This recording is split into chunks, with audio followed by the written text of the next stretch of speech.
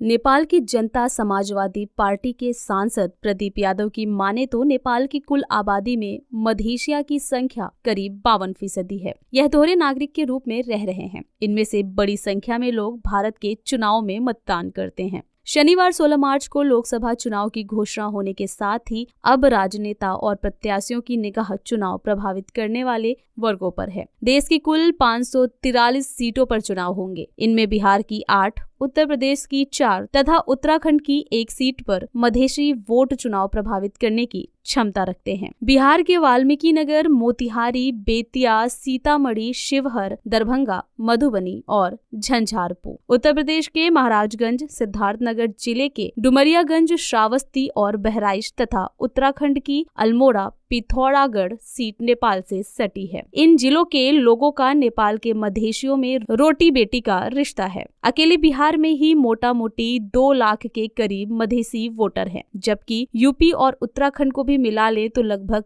4 lakh Madhesi voter हैं। यह लोग मूल रूप से भारतीय हैं, लेकिन अब वह नेपाल के निवासी हो चुके हैं। बिहार के पूर्वी चंपारण, पश्चिमी चंपारण, दरभंगा, मधुबनी, सीतामढ़ी और शिवहर जिलों के मूल निवासी बड़ी संख्या में बिहार जाकर बस गए हैं। यह लोग अपने मूल जिलों में भी वोटर बने हुए हैं। इन्हें ही मधेसी कहा जाता है। चुनाव के समय यह लोग अपना वोट देने जरूर आते हैं। यह 2 देशों के बीच का मामला है, इसलिए इनके मतदान अधिकार की बात अभी तक कभी नहीं उठी है। यह मधेसी पंचायत चुनाव से लेकर लोकसभा चुनाव तक अपने मतदान अधिकार का फायदा उठाते हैं। वह सीमा पार से अपनी मनपसंद के प्रत्याशी को वोट करने आते हैं। बिहार की 8 सीटों के भावी उम्मीदवारों ने मधेशियों को आकर्षित करने के लिए अभी से नेपाल में जाकर जनसंपर्क शुरू कर दिया है। यह लोग प्रचार करने इन मधेशियों के पास जाते हैं तो चुनाव के समय उन्हें अपने मूल गांव आने तथा उन्हें ही वोट देने का वादा जरूर लेते हैं। इन वोटरों को प्रभावित करने के लिए वह नेपाल में मधेसी आंदोलन चलाने वाले बड़े बड़े नेताओं से भी संपर्क कर रहे हैं। इनके माध्यम से वह पूरे मधेश में तथा उनकी सीमा में रहने वाले इस पार के लोगों का वोट हासिल करने का प्रयास कर रहे हैं। यही हाल उत्तराखंड का भी है।